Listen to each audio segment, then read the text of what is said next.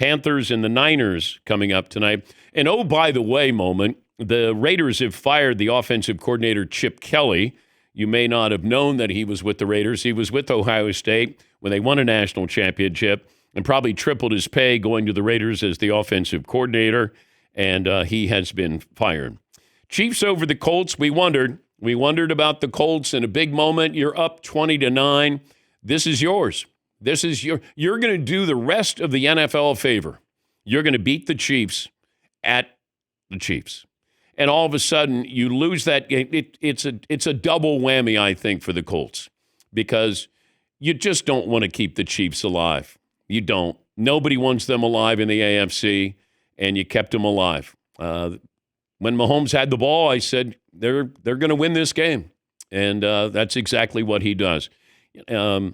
Daniel Jones, you kept waiting, and then all of a sudden it felt like that offense went stale, went conservative, and the Chiefs are playing playoff football right now. They have to, because they're not a great team. They're not a very good team, but they're an opportunistic team. As long as you have Patrick Mahomes, you have a chance. The receivers are pretty good. Defense is pretty good, and you got Andy Reid as well. But the Chiefs could have done the AFC a favor there. Cowboys over the Eagles. That's one of those where you go, wow, that was quick, 21-0. But give credit, Dak Prescott. This is what we asked for with the Cowboys. That offense has been elite. All you're looking for is an average defense. And you're down 21-0. They looked average, below average. And then all of a sudden, they made some big stops. They got some turnovers there. And the Eagles, once again, we have questions about them. Got big questions about that team. Here is Brian Schottenheimer talking about Dak Prescott. He's one of a kind, man. He really is. Just his leadership, his poise, the way he plays the game, the way he always believes. You know, you talk about when some of your best players are the guys that believe the most, and they know that they're going to find a way and help raise the other guys to raise the standard. And we've got a lot of guys like that now.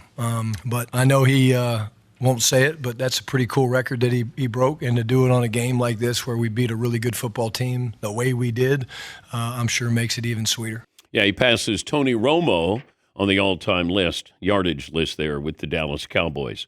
But you're watching this, and I kept thinking, okay, Saquon Barkley didn't even get to 30 yards. Had a fumble.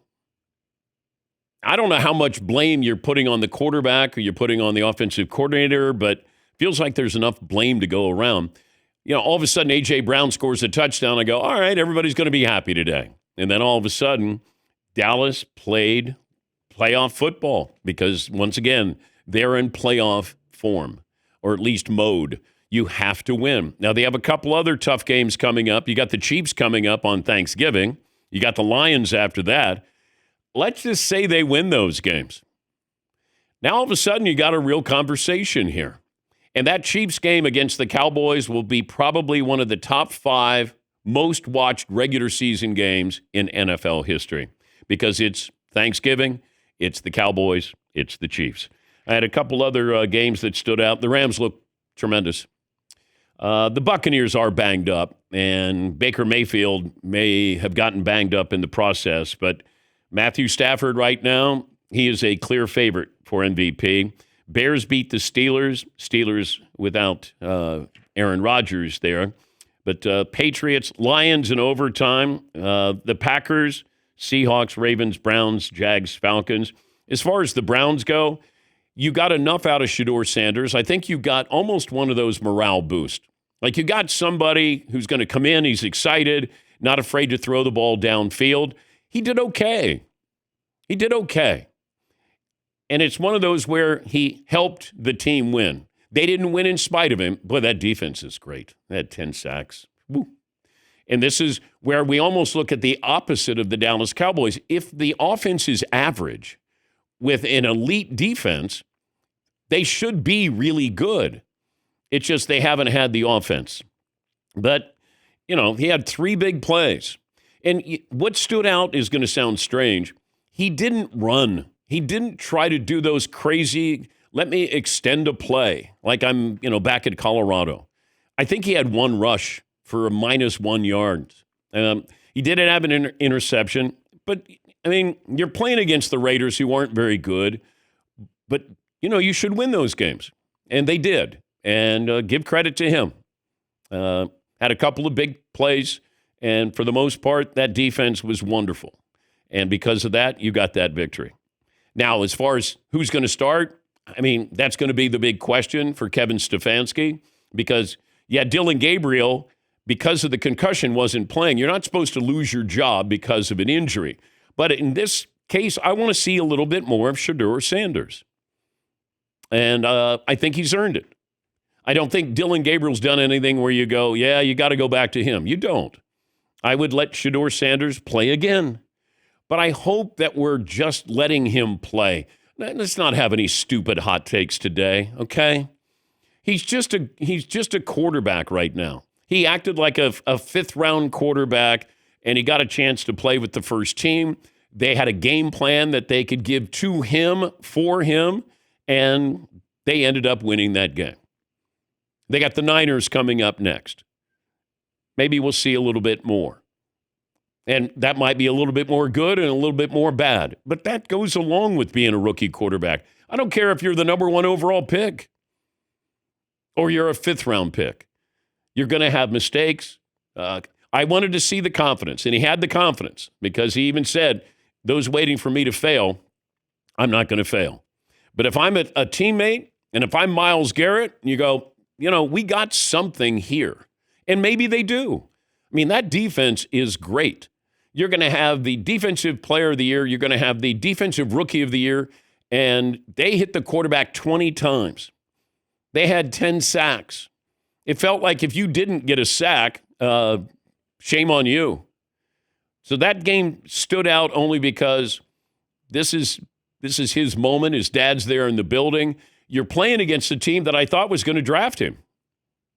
And then all of a sudden you hear revisionist history where Antonio Pierce says, well, if I was there, we would have drafted him.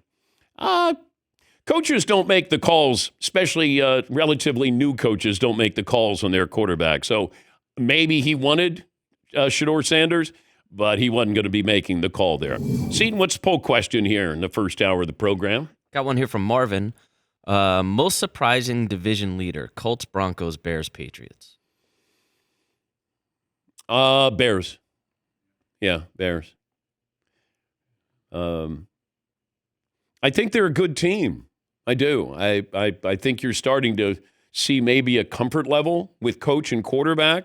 I think that relationship's going to work out. I know there's been some people in my business who didn't think this was going to work out, which was interesting because you only gave them a couple of games before you make that declaration. This is going to take a little bit of time for Caleb. And given what happened to him prior to Ben Johnson coming in, I think he just has to get rid of what he did at USC and understand what you have to do in the NFL. And the more he's able to do that, the more successful he's going to be. And he's got talent there. Got a good tight end, a couple of good receivers there. And you got Ben Johnson helping you along the way. He kind of gives you the answers to the test. But I would say the Bears, the Jaguars are probably the least imposing 7-win team right now. Because, they won again, and then I'm watching the game, and I'm like, I still don't know what, Jacksonville has with Trevor Lawrence. Like, I'll go, all right, and then I'll go, oh. There's, it felt like there were 3 or 4 of those moments where you went, man, and then you went, man. Yeah, Seton. Yeah, I would put the Patriots up there too. They were 4-13 last year, 10-2 this year. Same division as the Bills, who thought they would be down. Yeah. I don't know that anybody really expected the Dolphins to be this terrible this year, but I think that's a pretty surprising result. Well, I think most people had the Lions going to the Super Bowl, or they had the Packers in the playoffs. We thought the Vikings would be a little bit better. Vikings have a problem. Vikings have a J.J. McCarthy problem.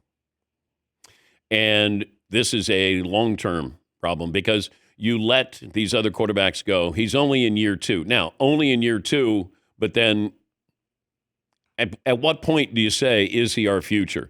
And I'm watching. You got the best receiver in football. You have 2 of the best receivers in football. He just, at times, looks like he's vanilla. Like there's not much, where he's putting pressure on the defense. Now, he did have a couple of really good throws. He had one throw to Jefferson that was pretty incredible. So I don't know. Once again, embryonic stages of these quarterbacks, rookie quarterbacks, or a guy who didn't play much, hasn't played that much. But, you start to look at the other quarterbacks and the development of them, and the Vikings went all in on him. Cousins goes, Danny Dimes goes, Sam Darnold goes, and then all of a sudden you're like, he's our guy.